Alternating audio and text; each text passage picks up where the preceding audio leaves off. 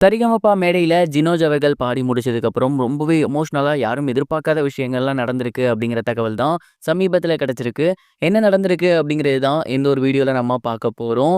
Sa Re Ga Ma Pa season 5 little சாம்ப்ஸ்ல இந்த ஒரு வாரம் ஆஹா கல்யாணம் வாரம். குட்டீஸ் எல்லாமே கல்யாண பாடல்கள் எடுத்து பாடி வந்துட்டு இருக்காங்க. ஒரு பக்கம் இவங்க இசையால நமக்கு விருந்து வச்சா, இன்னொரு பக்கம் சரிகமபா டீம் வந்து விஷுவலி நிறைய நல்ல விஷயங்கள் பண்ணி நம்மளோட மனச குளிர வைக்கிறாங்க அப்படின்னு தான் சொல்லணும். குறிப்பா கண்டஸ்டன்ட்ஸ் பாடி முடிச்சதுக்கப்புறம் அவங்களோட ஃபேமிலி மெம்பர்ஸ்க்கு மேரேஜ் ரிலேட்டடான விஷயங்கள் பண்ணி வந்துட்டு இருக்காங்க. அந்த வகையில ஜினோஜ் அவர்கள் பார்த்தீங்கன்னா, ரொம்ப சூப்பரா ஒரு நல்ல பாடல பாடி முடிச்சிருந்தாரு. அவர் பாடி முடிச்சதுக்கப்புறம் அவங்க அப்பா, அம்மா ஸ்டேஜ் வர சொல்லி நெறைய விஷயங்கள் ரொம்ப எமோஷனலா பேசியிருந்தாங்க. குறிப்பா ஜினோஜோட அப்பா அவங்க அம்மாவோட பேர பச்சை குத்திருந்தாரு நெஞ்சில. அதெல்லாம் காட்டும்போது அவங்க ரொம்ப எமோஷனல் ஆகி அழுதுட்டாங்க. அண்ட் அதுக்கப்புறம் அவங்களோட ஃபேமிலி மெம்பர்ஸ் ரொம்ப ரொம்ப எமோஷனலா நெறைய விஷயங்கள் ஷேர் பண்ணியிருந்தாங்க.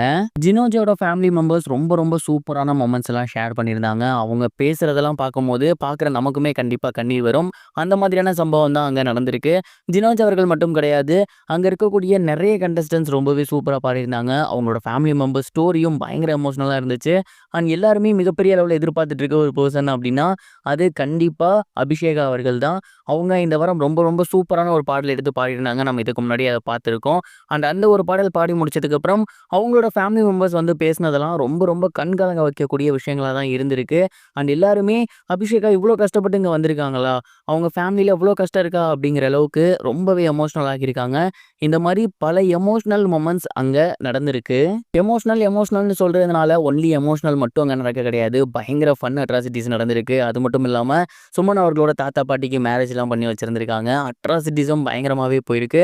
ஓவராலா ஒரு ஹோல்சம் எபிசோடா இந்த வாரம் சனி, ஞாயிறு இருக்க போகுது அப்படின்னு தான் நான் நினைக்கிறேன். நீங்க இந்த வாரம் ஆஹா கல்யாண ரவுண்டுக்கு வெயிட் பண்றீங்களா?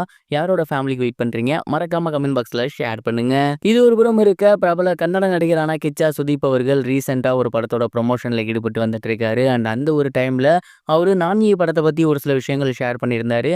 குறிப்பா என்ன சொல்லியிருந்தாரு அப்படின்னா, நான்யி கதைய வந்து ராஜமௌழி என்கிட்ட சொல்லும்போது, நான் கொஞ்சம் கூட யோசிக்கவே இல்ல. கண்டிப்பா நான் பண்றேன் அப்படிங்கிற மாரி சொல்ட்டேன்.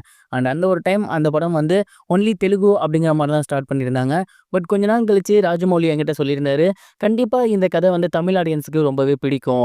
நம்ம தமிழ்லயும் பண்ணலாமா? அப்படிங்கிற மாரி கேட்கும்போது, நான் வந்து உடனே ஓகே சொல்ட்டேன். பட் ஒன் கண்டிஷன், நான் தமிழ் டப்பிங்லாம் பண்ண விரும்பல.